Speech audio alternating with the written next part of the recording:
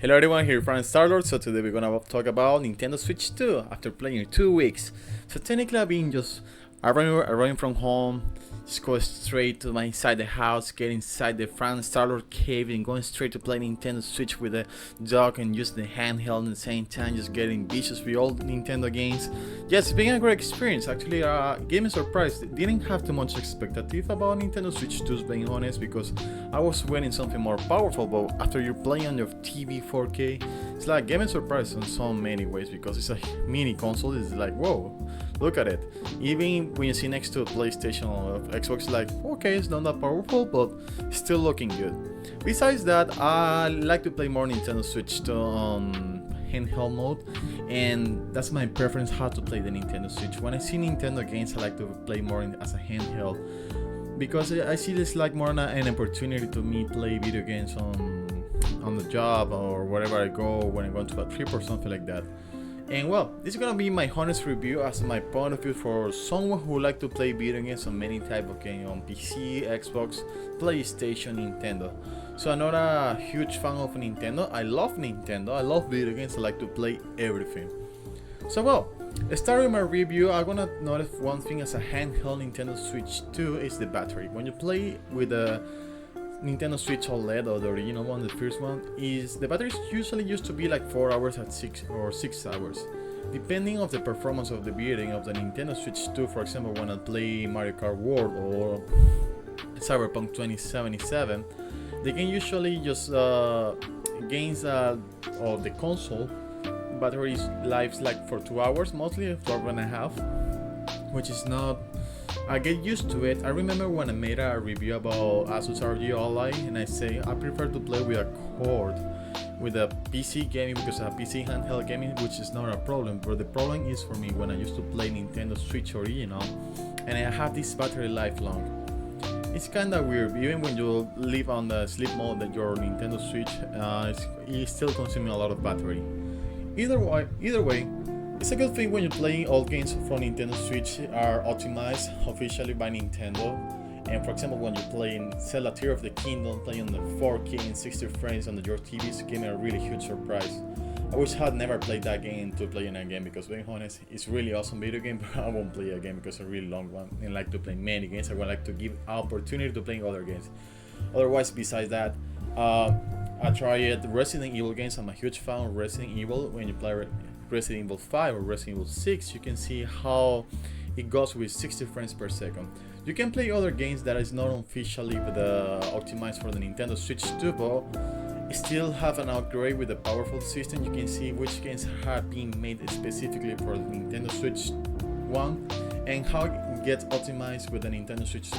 What I mean with this, technically, for example, Resident Evil 5 could be a port from any other console. They just put in the low graphics on Nintendo Switch original, and then when you play with the Nintendo Switch 2, it have a upgrade by itself, 4K and 60 frames on the console. Besides that, I've been trying other games. It was a little bit disappointing when you get Nintendo Switch 2. I was waiting for more huge catalog, and this is the thing. If you're a Nintendo fan, you only play Nintendo, which is amazing. It's nice. Okay, you got new games, Yakuza 0, Cyberpunk 2077. If you have never played those games, you can play on your console.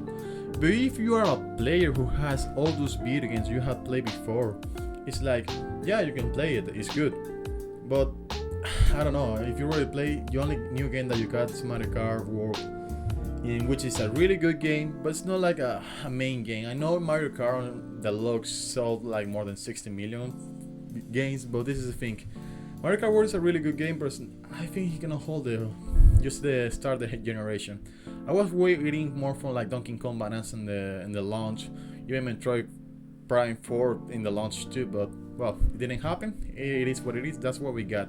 Something another that besides disappointing with the battery and the launch games is I was waiting for the announcement from the E3 event like Summer Game Fest or the Xbox event, even PlayStation State of Play. I was waiting for more announcements for Nintendo games on Switch 2, but I didn't see anything, neither for the third party. Either it's been confirmed by online leaks and everything that we got Nintendo Switch 2 games in launch for third parties, but the thing is, haven't been announced yet. For example, I'm waiting for play Dragon Ball Sparking Zero on Nintendo Switch. I want to play that on the handheld mode, but it's not happening, not yet, at least as we know. So we don't get information. The only thing that we got a few days ago was Donkey Kong Bonanza Nintendo Direct, and it was not enough for me. Okay, it's fun, I want to play it, but I want more games for Nintendo. I know it's just the beginning. It's something more of a personal opinion. Okay, besides that, if you're trying to get Nintendo Switch as a main console for playing your software or something in your TV, it is okay, it's working good. Being honest, if you have an option because the price is $450, mostly $500 depending of what you want to play or the store or whatever, this is the thing. If I wanna focus to buy a console in those days, and I won't use the handheld, only playing on my sofa or something for the living room to play in my room or whatever on the TV, rather have for Xbox Series X or PlayStation 5 or Nintendo Switch 2, I would say just buy a main console like Xbox Series X. You can find good price on the internet. I know it's like $500, $600 in these days. Even Series S is still kinda powerful as the Nintendo Switch to play on the TV. Or you can get the PlayStation 5. It's just a personal recommendation. If you wanna really love Nintendo games, you wanna play Nintendo games well, go for it. You go play Pokemon, Mario, and other games, which look amazing. I've been enjoying in the Nintendo Switch 2 is because I haven't played all Nintendo games, and I got personal issues, which I have to solve my handheld. Now I got this handheld, and I'm playing Mario Odyssey for the first time, and really having fun a lot. I really love the game. Just replaying a little bit Tears of the Kingdom because it looks amazing, 60 frames per second, even in the handheld mode. Oh, it's lovely. Actually, lately I've been playing Cyberpunk 2077, which is having fun because I've been playing through the cloud power with the Xbox Series X. I've been playing my main campaign. Then when I go back to my job, I just play on the sofa in there, my job on the break time, continue the progress of my campaign, which is good. So well, this has been my opinion with the Nintendo Switch 2.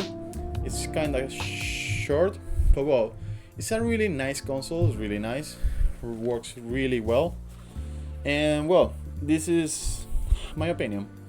However, something I want to talk about the ergonomic too. The Nintendo Switch 2 is a really nice console. I like the size. I kinda complain about the screen because when you play with the LED, the colors and the light flow looks way better than Nintendo Switch 2. Nintendo Switch 2 looks good, but LED looks way better. I was hoping in the launch something with the, better screen. Otherwise, that I want to talk about is the ergonomic. Ergonomic is not that well. After playing like an hour or 2 hours, it's kind of painful to my hand, and it's ouch sometimes. But well, it is what it is. It's not an Asus or something. Other thing that I want to talk about the price in the launch time when you play Nintendo Switch or when you want to buy it.